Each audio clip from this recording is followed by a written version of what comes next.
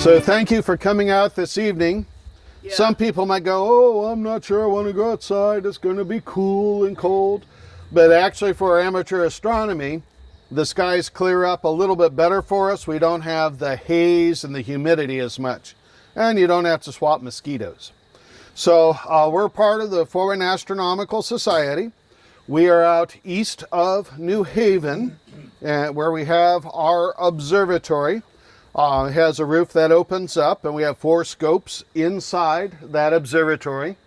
This is probably an average Indiana evening. It's cloudy, but made for a great picture.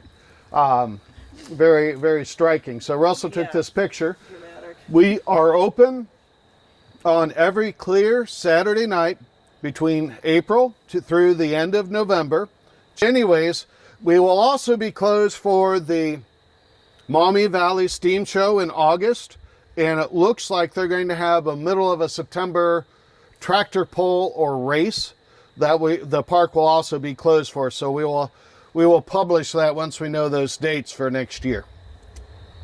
So there's a little map that we have on the back of our business cards. If you want some business cards, we have a few with us. Yep. So basically, Dawkins Road, take it out to South Webster, and you'll find Jefferson Township Park. For those of us that are older, you think it is the park that is next to Casad Depot. And what's really cool is it has a pond that's named after the daughter of the first commander of Casad Depot. Oh, and we're right around the corner from Steam Engine 765 Yeah. is the other thing. So we're going to first talk about the white elephant in the room. And fortunately, we aren't experiencing it as much because we don't have as much moisture in the sky. I forgot to check what the midday relative humidity was, but yesterday it was 33%, extremely low for this time of year. But light pollution, one of the things that's going to limit astronomy wherever you are will be light pollution. Especially those that have been out in areas away from towns or cities and you're used to the dark. You'll notice that you just can't quite see as much as you used to. Yeah, and frankly, light pollution doesn't do the creatures of the night any good either. So some of you have heard discussions that has messed up some of the bird migrations. Some of the birds will migrate early or late. Affects some of the laying time, and I forget which of the species of the birds. It messes with the nocturnal insects, and that has actually had a negative effect on the population of birds in some areas, where normally a place like this would be where the insects would be and the birds would come out into this marsh to be able to feed. The light pollution draws the insects towards town and away from some of the birds that normally feed upon them. And also there's a major disruption to the human sleep cycle, and we are finding that causes problems with a percentage, and the exact percentage is still being debated, but increased chance of types of cancers, and also negative impacts for children when it comes to school. So if you put up new fixtures, I recommend making sure they're shielded or on a timer or a motion sensor. My favorite's a motion sensor. That way if somebody trespasses onto your property, it helps draw attention to them. But we are starting to have that problem. Fort Wayne Astronomical Society was out where between Myers and Walmart was at off of Lima Road. We opened up in the early 60s on a farmstead. By the middle 70s, it was too bright because of the new neighborhoods on the north side of Fort Wayne. Moved to Fox Island on the southwest side, not too far away from here. Well, by the time we get to about 2000 to 2005, the light pollution got bad out that way because everybody said, hey, this is a great place to be. We're near parks and we get to have some cool houses. So the light pollution caused the society to move out, and Gene Stringer coordinated the process of fundraising and moving the observatory from Fox Island out to Jefferson Township Park. Now, as the Casad Depot is being converted over to an industrial park, we are starting to have some negative impact with that. And also we have seen an increase in lighting from one of the local businesses. We'll talk about auroras in a bit, but we are not as good at seeing auroras this month as we were back in May because of the new lighting, unshielded, of course. So we're going to talk a little bit about some of the armchair news items, and we will focus on talking about the stuff we'll be able to see through our telescopes once we get to our telescopes. And this evening we have a refractor telescope, which uses all lenses. We got 3 Cassegrain telescopes, which are a combination of mild lenses and reflector telescope. And then we have a very small, compact C-Star, which is an E-scope. Think of it as a smart scope on steroids. Completely robotic, downloads the image. But one of the things that people have talked about more recently is Earth's new moon. Now, we don't want to get that confused, and I'm not meaning Earth's old moon's new moon phase. So some people are calling it the second moon.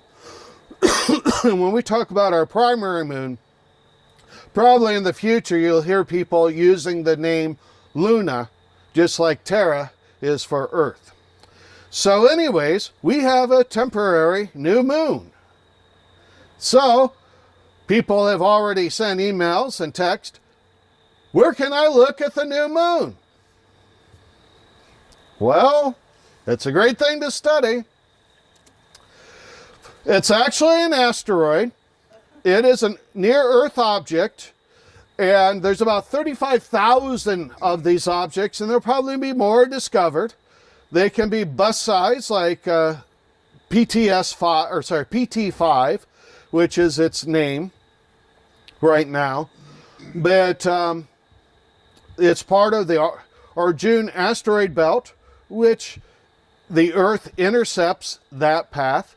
Usually it's called dynamically cold Earth-like orbits, which means they're not closer to the sun, but they cross our orbit. This particular one, PT5, it sounds like something that should be patrolling the seashore. It's about 33 feet wide. So it is not a whopper. Our moon is 2,159 miles in diameter versus the 33 feet of PT5. It's going to be in orbit only for 56 days, and we have a diagram in just a moment. And this particular one's forecasted to return back in 2055, which we have had this event take place. 1981 and 2002 with 2022 NX1. And how we determined 1981 is we looked at the orbits and said, it should have been around. Well, there were photographic plates and they were able to find it, and it's supposed to come back in around 2051. It also ends up being about 33 feet wide. Don't think there's actually a connection between those two. It just happens to be a popular size. Okay. So we have something called a magnitude scale, and I'm going to have Laura go up to the screen and be the human pointer. Okay. All right. So, anyways, I'd like a valve. Or I could even use my pointer flashlight, perhaps.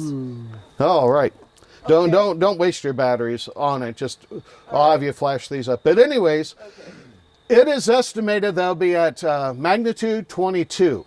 Now, the magnitude scale is a little bit backward from what we would think because it's a bit of a logarithmic scale, and negative numbers are brighter.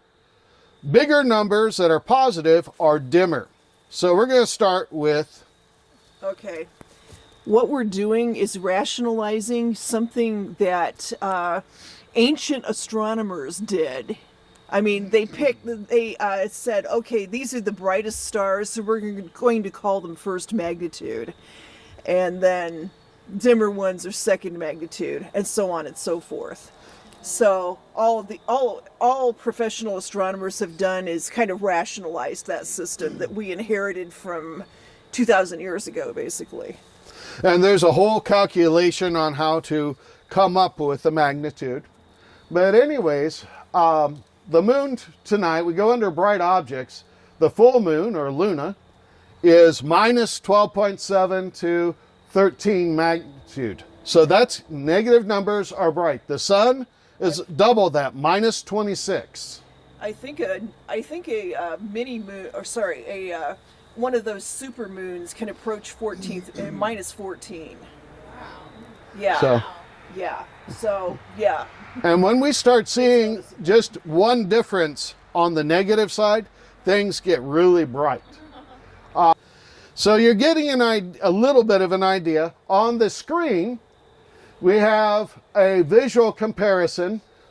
Visually, if we were out in the desert where there's not a lot of moisture, we have dark skies away from the city, our human eyes, if they're perfectly healthy, will be able to see down to 5th magnitude. Around here, usually it's about 4.5 magnitude. But Laura, go ahead and circle the 1st magnitude comparison star. Okay. Let's see if I can. Oh, there we go. Okay. So you see it's nice, big, and bright. And for tonight, I'll point out the North Star to you in a bit. But the North Star's about 2nd magnitude, 3rd magnitude. If you listen to Neil deGrasse Tyson, he'll talk about it being a 3rd magnitude.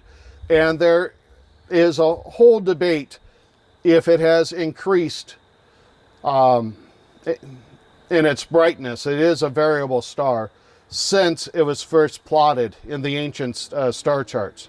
So about 2 or 3. And for our skies near Fort Wayne, there's some days we just can't see the North Star. We should be able to. So the 2nd moon, PT5, is going to be 22 magnitude. So if we brought telescopes out here, what's your diameter, Jim? 4 inches. He's got 4 inches, so about 12.7 magnitude. And that is getting pretty faint. And then, Mike, what's yours? 8 inch. 8 inch, and then Laura's is an 8 inch, and mine is an 8 inch. So we're, on perfect nights, maybe about 14 if everything is right. Out at our observatory, our 12-inch scopes, we got 2 of them, maybe about 14.9 magnitude. The 16-inch scope, maybe 15 magnitude. To be able to see PT5, we would need a 30-plus inch telescope.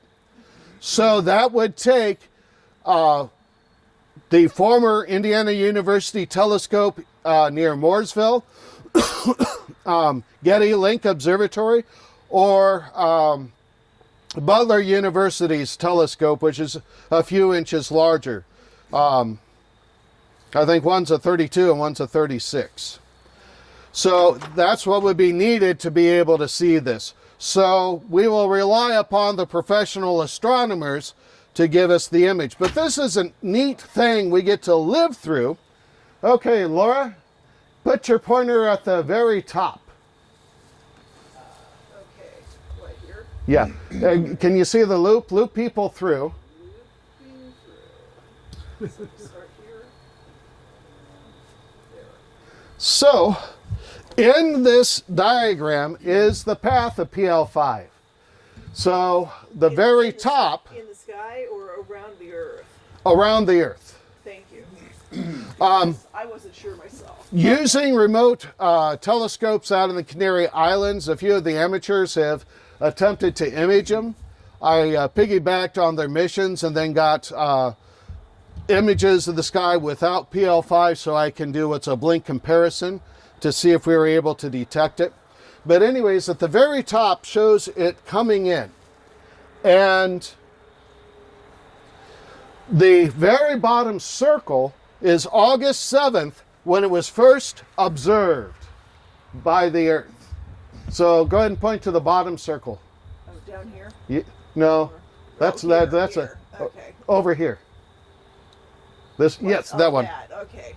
Okay. So Anyways, August 7th, first observed, but it was observed, its path was calculated, but to our eyes, it looks like, oh, it's affected by the Earth. Not just yet. It's impacted a little bit, but it isn't captured into our orbit. Go to the next circle up. Okay. That is Where it changes color. September 29th. That's where it officially becomes a moon, and it's officially orbiting the Earth. And then we go all the way over to November 25th at the very bottom. Right here. And that's where our gravitational influence will be waning from it. So so it is something to be worried about, but not continuously worried. That's why we have all of the cameras looking at the near-Earth asteroids. So another one. Speaking of which. So Speaking of which. I'm not sure if I've seen that picture before, Laura. I don't have any idea. So, anyways, Comet A3, and you're good at pronouncing it here. Pronounce it in the microphone for the people at home. Suchinshan Atlas is my best approach. American Media, 2023 A3. and I've just seen ... dash Atlas. It is named after the observatory in China that co-discovered it. Tuchan reported it first, so they get to have the lead on it. Yeah. So anyways, this is the one that's been in the news. Get up early in the morning and see it before sunrise.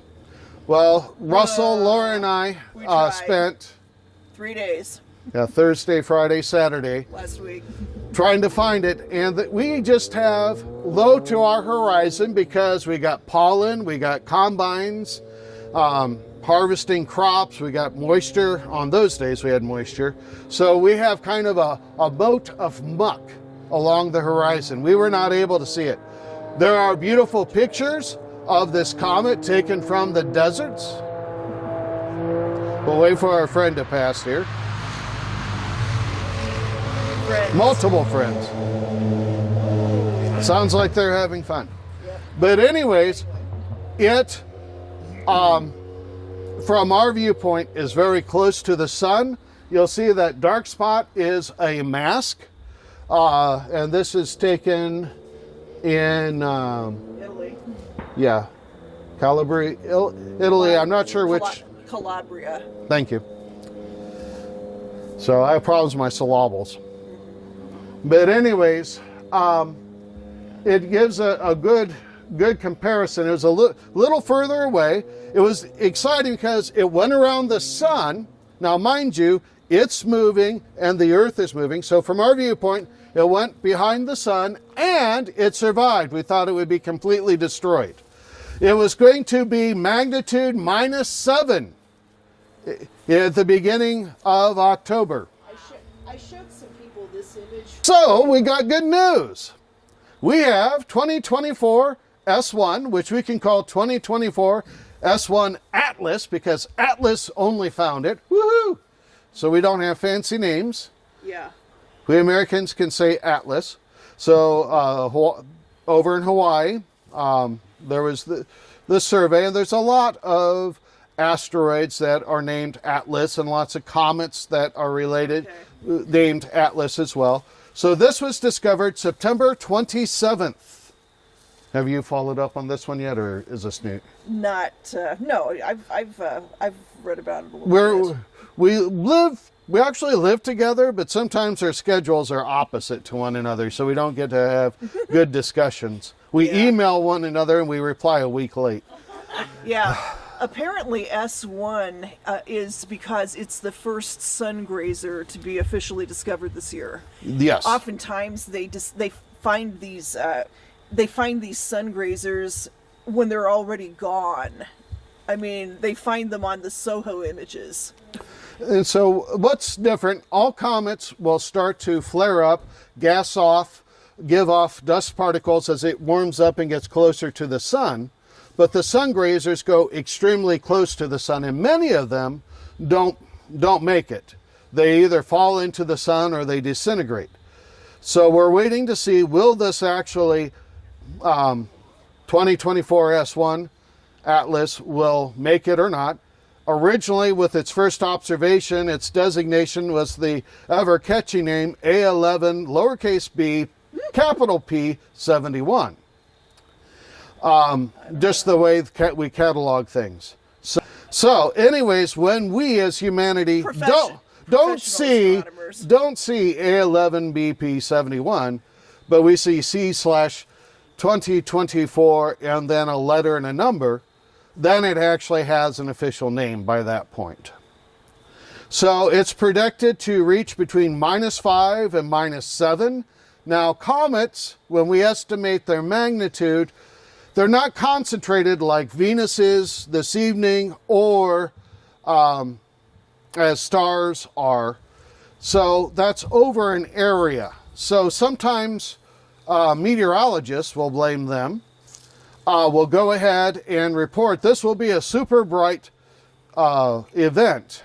The comet 2023 was supposed to be super bright at 3 magnitude, and it wasn't nowhere visible in our skies because of contrast. But also that light is spread out across not only the nucleus but also the gas and dust trail. But anyways, it's still supposed to be significant. It's supposed to be naked eye if it makes it up to that -5, -7. And that will be October 28th. Not too far away, astronomically speaking. So, other things that might happen, you might encounter in the news. Big meteor seen over in Michigan. Was a part of a Jupiter comet family. We have the talk of the PL5, the second moon. We got the talk of these comets. And some people say, do we ever get hit with anything? Well, we go back to the Perseid meteor shower in August. And which comet was that, Laura? Perseid. Swift-Tuttle. Swift-Tuttle. We'll do the video on it. Okay. Well, I don't think we care too much about what they said, but basically this was seen in West Virginia, and I'll just let the you ready? Video's worth 1,000 words. So you got an astronomer.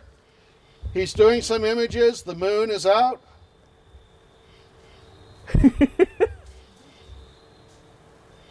amazing. Watch his face. Did you see that? And he looks at the camera, and then he looks over where the meteor used to be, because everybody does that. And we are spotting more fireballs because they're caught on security cameras throughout the area. Mm-hmm. So if you go to the American Meteor Organization, I believe. American Meteor Organization, you can kind of get a daily report. So something else that we are still waiting for, and it is a new star. It's not actually a new star. It's been there for quite some time. The smaller star is very close, and they orbit a common point between them, and the red giant doesn't have enough gravity to keep all of its material in, so it goes over to the other smaller star, which is a white dwarf. And that material will build up until the gravity on the white dwarf causes it to collapse. And with that, pow, we'll get a nova. Not a supernova, but a nova. Supernova will be the complete and utter destruction of the star, and there's a whole other mechanism I'm not going to talk about. So a nova is, from Latin, is new star. So when we look up in the sky, we will see a new star when this event takes place. Forecasted somewhere between May and the end of September. Yeah. So even non-observations of these events are very helpful to astrophysics, so we can fine-tune things. Yeah. Dear. Your Pareto planets. Oh, no. You can give a brief summary after that slide. Yeah, this was another thing that was a big deal. People made a big deal about it. Very late May, early June of this year. See the parade of planets and all that, and it turned out yes. All of the planets other than Earth in the solar system were within 90 degrees of each other, which sounds cool, right? The problem was the moon was stuck. The sun was stuck in the middle of it. So most of them were not visible, and the ones that were barely visible. It was ridiculous. So auroras, this is a love-hate relationship. Many a times, if you've been watching the news, there was auroras are going to happen. And auroras are notorious for being sneaky.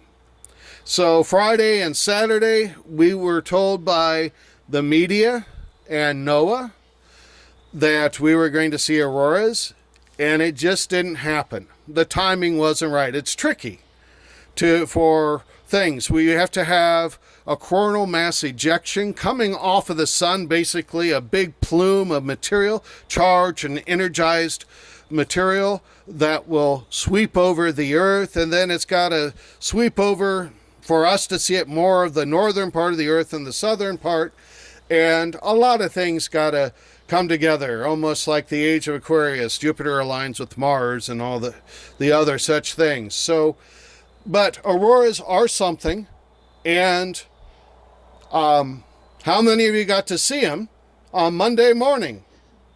Raise your hands. Come on, everybody. They're big and bright. Deep in the heart of Indiana at 2 a.m. At 2 a.m. 2 a.m. So I would recommend you go to Wayne 15, search for auroras, and they actually have pictures from Leo, Allen County, and then Bryant, which is right between Geneva and Portland, which was basically, frustratingly, due east of us. But she was getting ready for work, and No, I wasn't. I was in bed. Well, no, I mean, you were sleeping so you could go to work at 4. Yeah, at 2. And was it visible at 4? No. No. But anyways, certainly not in Bluffton. Light pollution will be a big problem. We have extra lights out at our observatory, so just from May to now, it is harder to see. Normally, the green part will be the most noticeable. If you start seeing colors, you have an incredible storm. Call your family, call your neighbors, spread the word. Sometimes when you take pictures with your cell phone, you will be able to, the sensor is more sensitive to some of the color spectrums, and you'll get more colors in the picture than what you actually see. So it'll be like a curtain of light. So auroras is something that I doubt we'll see this evening. We do have another chance of things coming in later tonight into the morning. So keep an eye to the sky.